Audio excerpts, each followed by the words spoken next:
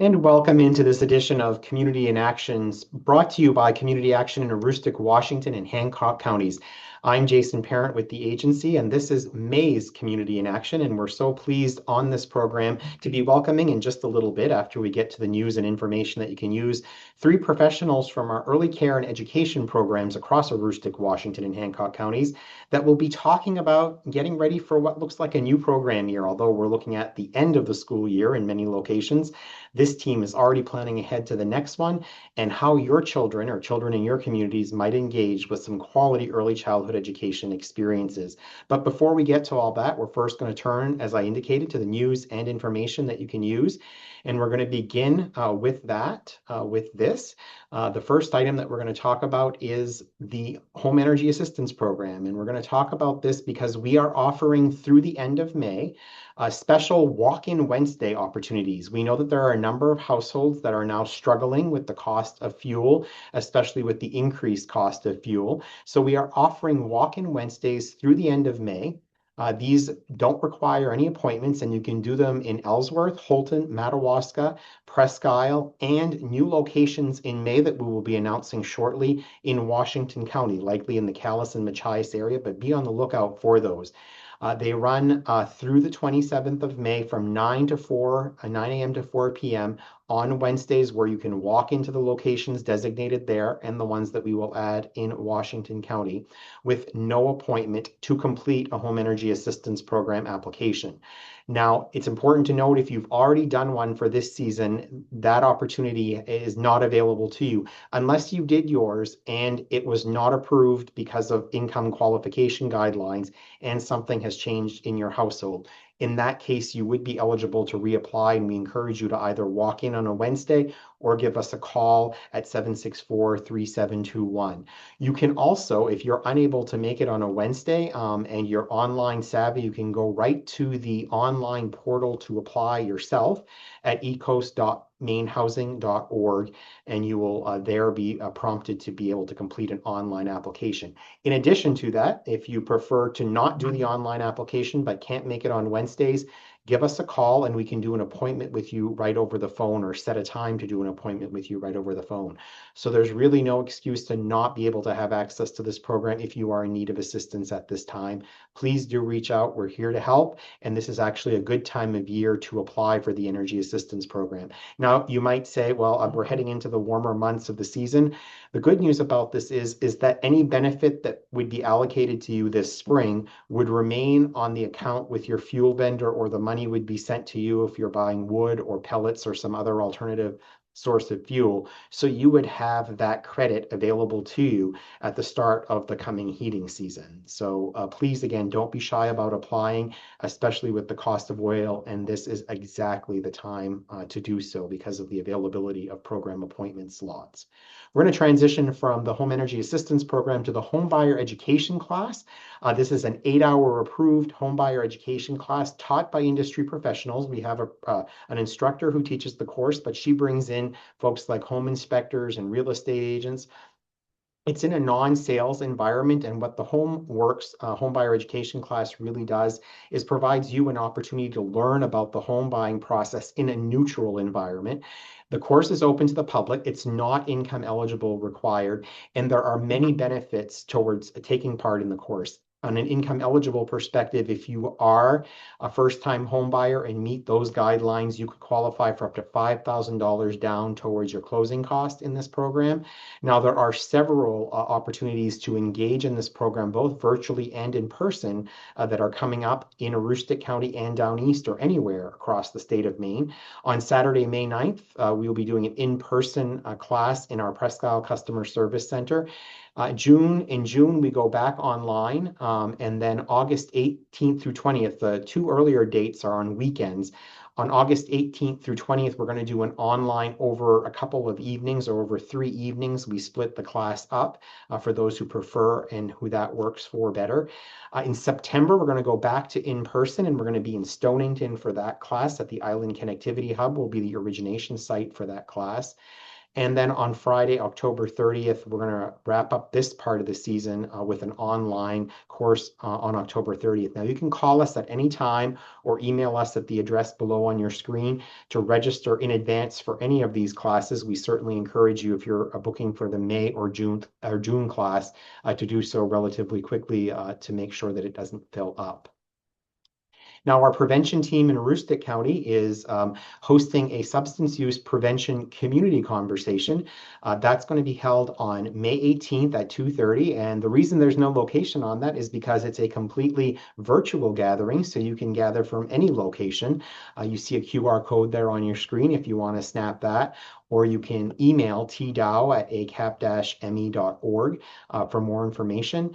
The prevention efforts in this case are supported by the Maine CDC, and this conversation will really focus on an opportunity for community members to come together to discuss local prevention efforts, share different perspectives, and to really strengthen that collaborative opportunities to support health and well-being in communities across the region. So you're invited to come and take part in that conversation. Again, contact information for more information or to register are right there on the screen.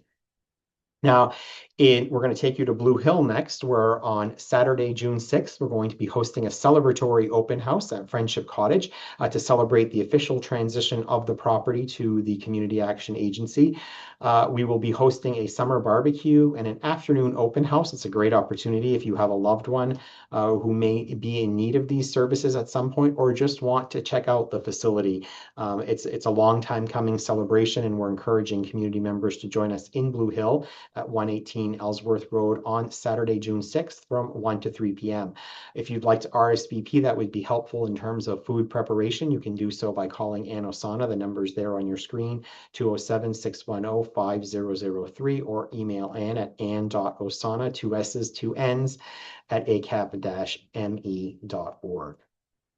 We also want to let folks know that although it's not the open enrollment season, our agency can help connect you if you've had a qualifying incident with health insurance. So if you've had a change of employment, have lost health insurance for any reason, are moving or about to move to the state of Maine, or if you've had changes in your household, for example, if you've had a baby, adopted a child, or had a new relationship that may qualify you for an open enrollment opportunity, or a special enrollment opportunity, I should say, through coverme.gov.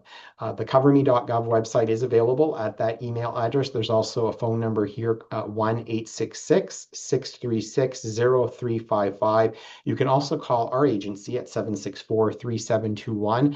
We have navigators here that can help you enrolling online, or can answer any questions you might have that you feel more comfortable talking through with someone. So please do give us a call if we can be of any assistance to you at navigating Maine's affordable healthcare marketplace.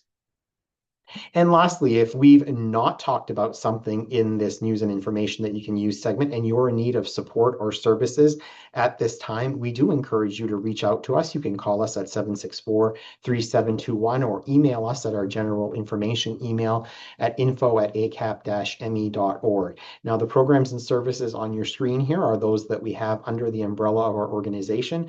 But if you are in need of other assistance, our team of navigators can help connect you with the appropriate services in your community, whether it be in Aroostook, Washington, or Hancock counties. And that's the news and information that you can use again for the month of May 2026. We now move on to our feature interview with, as I noted, 3 early care and education professionals who are in the midst of celebrating the successful conclusion, or about to celebrate the successful conclusion, of a year of program and services to children across Aroostook, Washington, and Hancock counties. But more importantly, are already looking forward to next season when they welcome new children into the programs. And that actually does extend throughout the summer. So I'm pleased to welcome on the screen with me, as you can see them up in the upper corner with me there, is Kathy Fockingham. Kathy oversees our programs for early care and education in the Washington County area, and specifically is located most days at the Flaherty Early Care and Education Center at the University of Maine at Machias. Amy Murchison is a program coordinator who oversees a number of programs, including our coaching programs that interact very closely with early care and education. and of course, Ellen Savage, who oversees our programs and services and family engagement across all three counties, and is located at our Early Care and Education Center on Avery Lane and Customer Service Center there in Ellsworth. So ladies, welcome all three to the program. It's great to have you on as guests.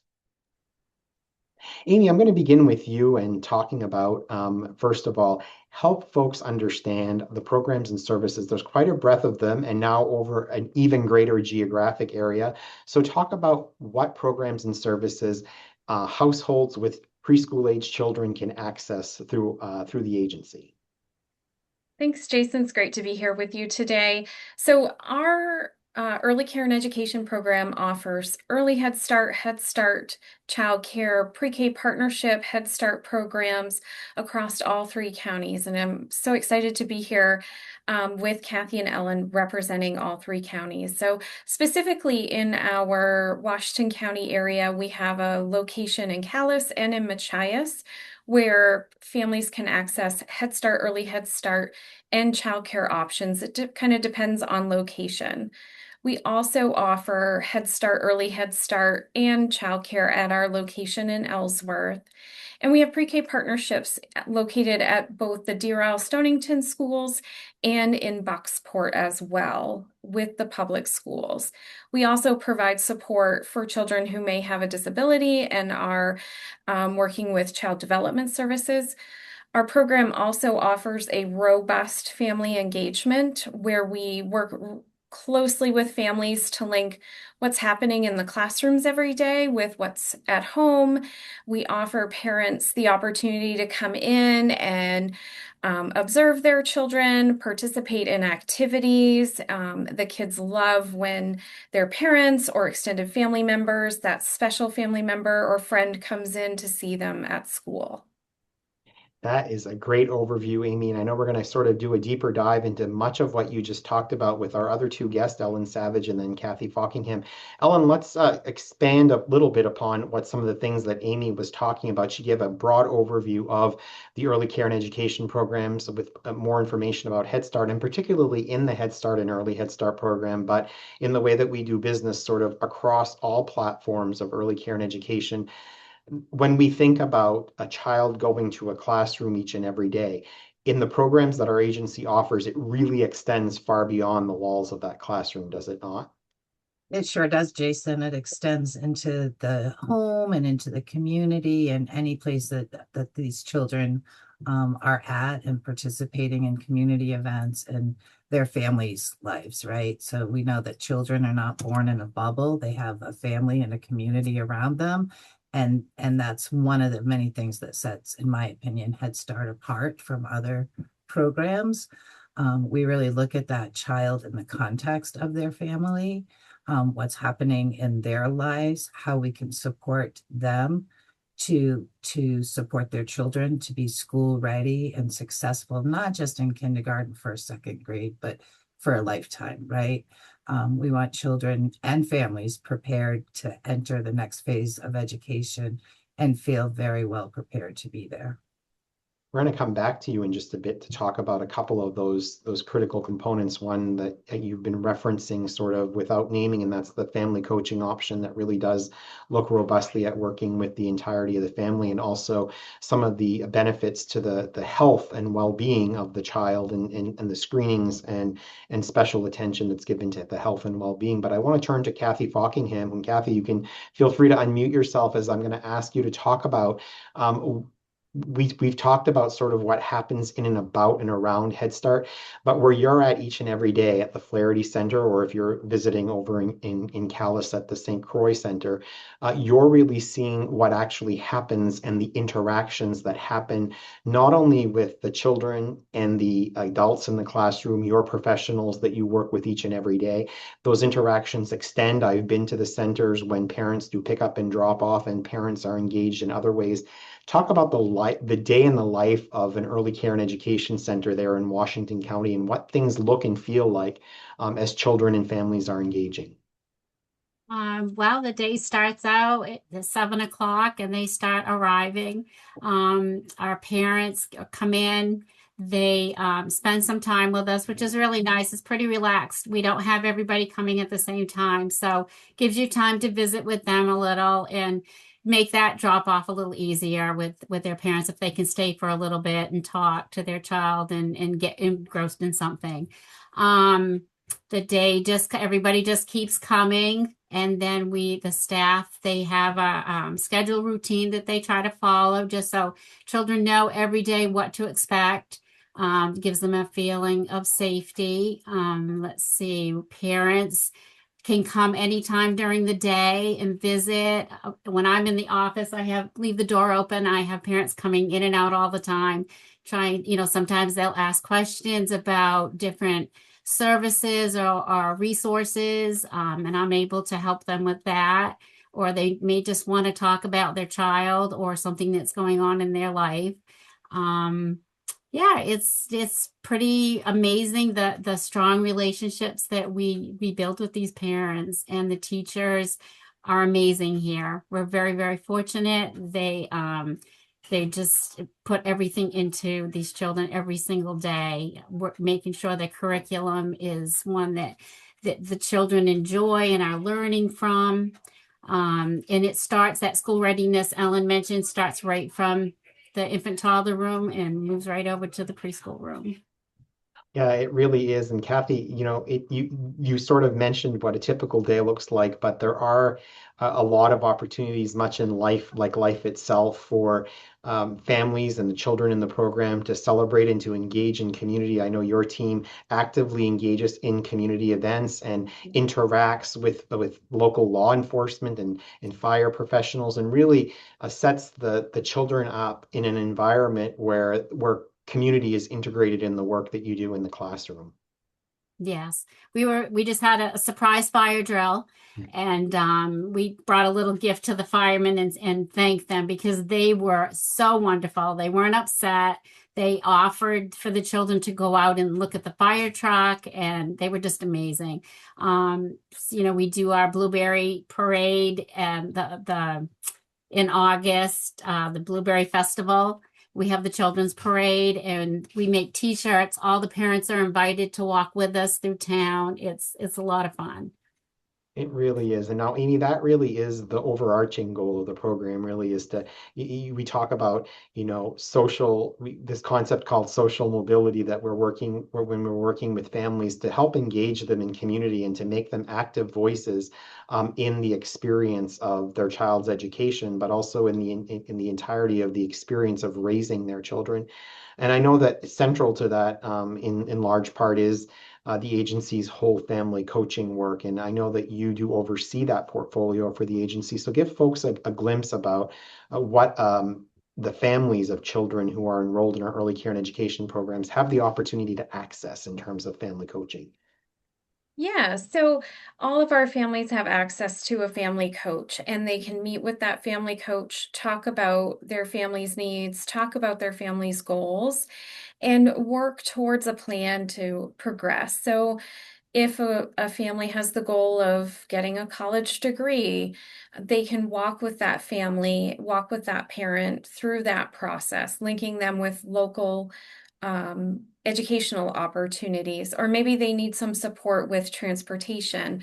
They really want to return or start attending college, however, their car is not working. And so, are there resources in linking them? And as Kathy said, our teaching staff that are in the classrooms also build that strong relationship and work very closely with the coaches so that families' needs are being met. And that's a pillar of Head Start. The very enriched classroom experience for children, but also that very enriched family experience for parents with their children. And Ellen, that does extend into the actual, the delivery of that program. You work very closely with families that have children in our early care and education programs to engage them where decisions are made about those programs. Talk about that family engagement component, both at the governance level within the program operations, but also how we're engaging families beyond that as well. Yeah, so thanks for asking, Jason. This is my passion, right? Family engagement. And really, it happens at many levels. It happens individually, when teachers are working with the families about their child's development. As Kathy just talked about, it happens in our community when we're engaging firemen and Blueberry Festival people and many, many others. And it also happens at the governance level, meaning that one of the very important tenets of Head Start is that parents have a voice in our programs. And it's not a voice that is just a rubber stamp voice. It's really, we depend on our families and our parents who are representing their programs at the policy making level. We depend on them to help guide the direction of the program. Everything from budgets, locations, curriculum, policies. So they really do have a voice in shaping how the program is delivered. We are bound by obviously sets of rules and standards, but within those, there's plenty of room to kind of tweak it because what we know is not every community is the same, not every CAP organization is the same. So we have that ability to say, okay, here's what we have to do. How's that going to look in Machias, Maine? Right? How's that going to look here? It might look very different in Los Angeles or Miami, but Machias, here's what parents will say will work best. So that's a very, very, very important piece of how the entire Head Start program runs. Another sort of component to it that's critical and involves engagement of the community. I know that last week your colleague Kaylee Smith called together healthcare professionals and healthcare adjacent professionals from across the 3 counties in a virtual meeting to talk about and help inform our agency on practices that ensure the health and well-being and safety of the children entrusted to our care. Talk for a moment about how that really extends beyond what a child might receive through another child care provider, or even quite frankly, what they might receive in the public schools, and why there's an extra level of depth to that health and well-being programming. Sure. Health and well-being, including nutrition, physical health, dental health, mental health, all of those are part of supporting that child's development. And so a piece of that is done with the family around giving them the information to make sure their child is healthy. And a piece of it is done in the community by developing resources, advocating for resources, connecting with those service providers, many of whom were on that virtual meeting last week, and doing a lot of I don't want to say problem solving, but a whole lot of collaboration. And here's the issue: how are we going to make this work? And knowing that that piece of work really impacts the children and their families. And I'm quite sure every one of us has been sick at some point in our life, and you know how hard it is to function, whether it's at work or school. Imagine a child with a chronic illness or a significant mental health issue. They need that extra support just like we as adults need that support. So and a big piece of that is working with the families to ensure that all of those pieces are happening. And Kathy Buckingham, that also happens right in the classroom in terms of lessons that the teachers are engaging the students in. And part of that is actually driven by the students' curiosity in terms of what the lessons might plan out to look like. But, talk about things like, special things that you do, like the way that children eat meals together, or the way that you help them understand how to better brush their teeth, and other components that really support them and set them up for lifelong success beyond the academic milestones in the classroom that your professionals are working on each and every day. Well, the teachers work so hard on their curriculum. They put a lot of time and energy in that. But they also, if it goes in another direction, they let it happen, whatever the children are interested in. One of the things that we love is the family style meals. That is such a nice time to sit down. Children are serving themselves. They can make a choice if they want it or not. The communication is really a lot of fun to sit there and listen to them, and they're all talking at once, but sharing their stories. Then the same with brushing teeth. They have the song, they all sit together and they sing while they're brushing, and the teachers are doing it also, role modeling. So yeah, they know how important that is, and they put a lot of effort and time into it.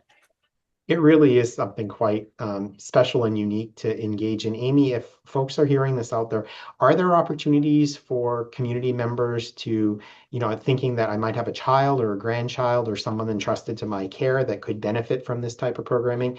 Could they reach out to us and have an opportunity to come visit a center? Is that something we can accommodate? Absolutely, Jason. Our centers are open and we welcome visitors to come and tour. They can talk to, someone like Kathy at different locations and ask those questions. We find families really appreciate that opportunity to come and tour locations, with a teacher or a supervisor, and learn about their day. As Kathy said, there is a curriculum that we follow. There is a schedule, a routine, meal time, rest time. The children spend time outside, and we're very excited as the weather has gotten warmer and nicer, and kids and teachers are outside getting a lot of great time in outside. Oh, you're muted, Jason. And we did just have the locations up on the screen. And I think, Amy, one of the things that we can say is every one of those locations looks different from the next. I think Ellen was referring to earlier that what happens and how things look in Machias are based on that community's need and arrangements and partnerships that we have. In Machias, for example, it's on the campus of the University of Maine at Machias. In Calais, it's on the campus of Washington County Community College.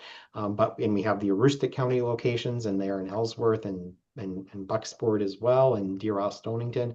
So there's obviously a lot of local flavor to the programs. But one of the things, Amy, before we sort of just do one more go around here and get any last minute thoughts that people haven't talked about that we want to bring out there is some people think that our programs and services are only for income eligible households, and that's not true, is it? Not necessarily, depending on the family's needs. We have childcare classrooms across the 3 counties at a variety of locations, and that is not income-based. You still fill out an application, and then you go through the enrollment and orientation process if there is a slot available. Great. I will come back to you for the last word in a bit, but I want to turn to Ellen and Kathy and just ask you both, is there anything that we haven't talked about that you think is very important for folks to know about the early care and education programs, either in your community or across 3 counties, that you get asked frequently, be it by prospective parents of children in programs or by current parents of children in program, or even when you're out and about in the community? Ellen? Yeah, I think one thing that we have not really talked a whole lot about during the past few minutes is the early intervention and how children coming into our care, we do the screenings, we do the ongoing assessment, work very closely with the parents. Most parents, they just want to know, where is my child developmentally? And to use some of Amy's words, we'll walk with them through the process of getting additional services or programming for their child if it's warranted. And we'll also be there to, for children who are typically developing, they still have goals too, right? So we're following them along the way in developing activities and curriculum that will meet their developmental levels. So, and we all know early intervention is the key, right, to future success. And it's a huge money saver in the long run. If we can get kids while they're young, intervene, provide a service, hopefully they will grow out of the need of having those services in the future. Kathy Fockingham, what haven't we covered that you wanted to make sure folks knew about? One of my favorite things is our Cambu app that we share with our families. I just am so happy we're doing this. It's such a great way for us to communicate back and forth with parents. We're sharing observations and videos of their child, what they're doing during the day, and they're sending videos sometimes back to us. They can ask questions. We also, at the end of the quarter, have a report so they can see how their child is developing. And this is a great opportunity for teachers at a home visit or a parent-teacher conference to talk about things where they've grown and if there are any concerns, what we can do together to help that child grow more in that area. Excellent. And Amy Murchison, the last word on this is yours. Having worked in our early care and education programs, all of you three seasoned veterans who have cared for children and helped oversee programs across the three counties for many years. Amy, what have we left on the cutting room floor, so to speak, from this conversation? Well, I want to share that May 18th is Head Start's birthday. Head Start will be 61 years young Yeah. this year, and I think what a great month to celebrate Head Start, and that we are always taking applications across the three counties. So we really encourage parents to go to our website. There's the ability to apply online. If not, they can also email the info at ACAP email address, and that quickly gets through to our enrollment specialist. And now enrollment, there's a traditional Head Start year, but enrollment there are sort of rolling opportunities pending available slots in various Yeah. programs year round. I think we think about things in terms of a school year, but when we're talking about childcare, we're talking about early Head Start and even the Head Start program, if there's an available slot, entry isn't limited to that time frame, is it? Yeah, we really encourage families that, it's the end of April right now, and you're thinking about it for the fall for your 3-year-old. Fill out the application now. It starts that process, gets everything ready, and starts you down that path for fall time. Awesome. Well, Amy Murchison, Ellen Savage, and Kathy Fockingham, thank you so much for joining me. Before you leave us and before we leave you, we want to bring to you, as we usually do at the end of each of our Community in Action broadcasts, our highlight snapshot. And continuing with the theme this month of our early care and education conversation, we're going to take you to our Early Care and Education Center on the campus of Presque Isle High School with the Presque Isle Technology Center, where our children at that location, as well as all locations across the three counties, celebrated in the month of April, Week of the Young Child. Those celebrations were held across the three counties. This particular photo, though, captures the children and their educators celebrating the day at that Presque Isle Technology Center classroom.